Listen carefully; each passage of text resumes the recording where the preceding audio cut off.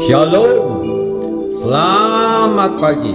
Sate pagi hari ini bertemakan TNT Sang Peledak. Firman Tuhan terambil dari Amsal pasal 24 ayat 19. Jangan menjadi marah karena orang yang berbuat jahat, jangan iri kepada orang fasik. Trinitrotulen adalah sebuah campuran kimia dengan formula C6H2 kurung buka NO2 kurung tutup 3CH3. Senyawa kristal berwarna kuning ini terkadang digunakan sebagai sebuah bahan reaksi pada sintesis kimia. Namun senyawa ini lebih kenal sebagai materi peledak.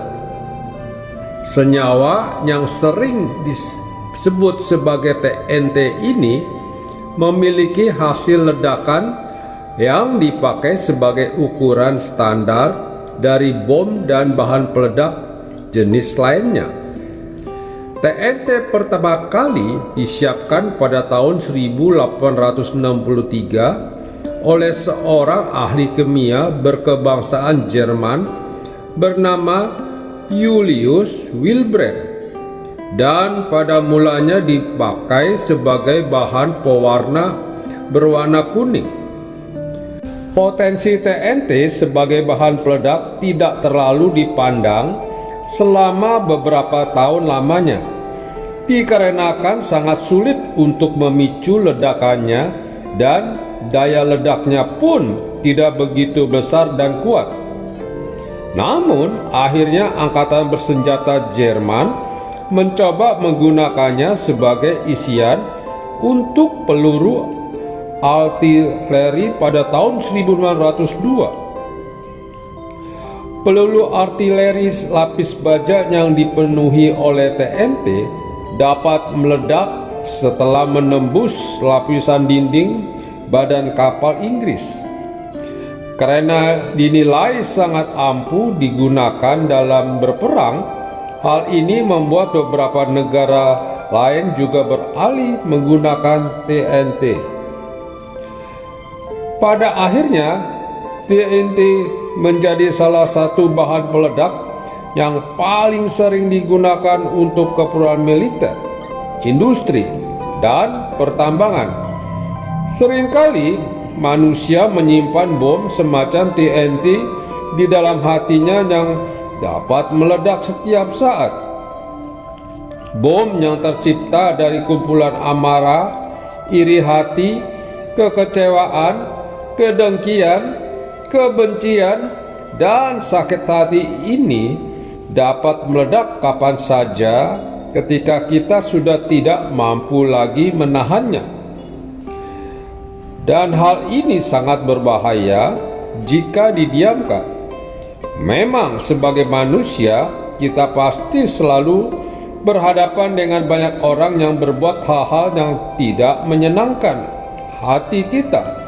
Namun jika kita terus menerima perlakuan itu dan menyimpan semua perasaan negatif di dalam hati kita tanpa berbuat apa-apa, suatu saat semuanya akan meledak dan dapat mengakibatkan kita melakukan tindakan yang tidak baik. Lalu, apa yang harus kita perbuat?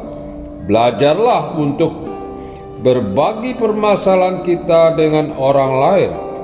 Jika kita merasa tidak sanggup menahan beban hidup yang sedemikian berat, cobalah bagikan hal itu kepada seseorang yang dapat kita percaya. Orang yang kita yakin merupakan pendengar yang baik. Seseorang dengan kerohanian yang baik yang dapat dengan sabar mendengarkan semua keluhan dalam hidup kita dan yang dengan senang hati siap memberikan solusi dan mendekatkan kita kepada Tuhan. Ingatlah bahwa manusia adalah makhluk sosial, dan karenanya akan sangat sulit bagi kita untuk terus memendam beban sendirian. Biarkan orang lain membantu meringankan tekanan yang ada di dalam kita. Namun ingatlah juga untuk meringankan beban orang lain. Itulah yang dimaksud dengan saling menolong. Jangan sampai semua hal negatif yang kita pendam sendirian di hati kita suatu saat meledak dan mengakibatkan kita bertindak bodoh yang dapat mengakibatkan penyesalan. Amin. Mari kita berdoa. Bapa Surgawi, aku berdoa agar hatiku terbebas dari hal negatif dan supaya Engkau mempertemukanku dengan orang yang tepat yang dapat membantuku. Di dalam nama Tuhan Yesus, aku berdoa.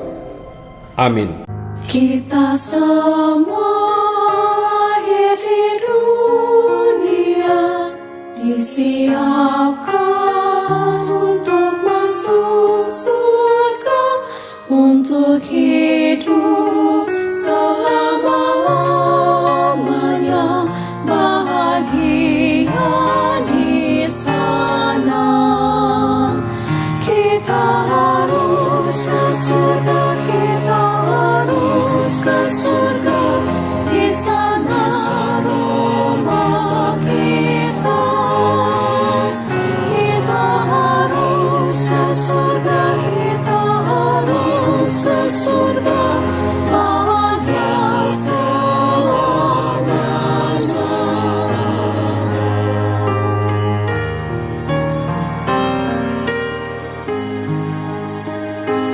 Tuhan sudah menunggu di sana.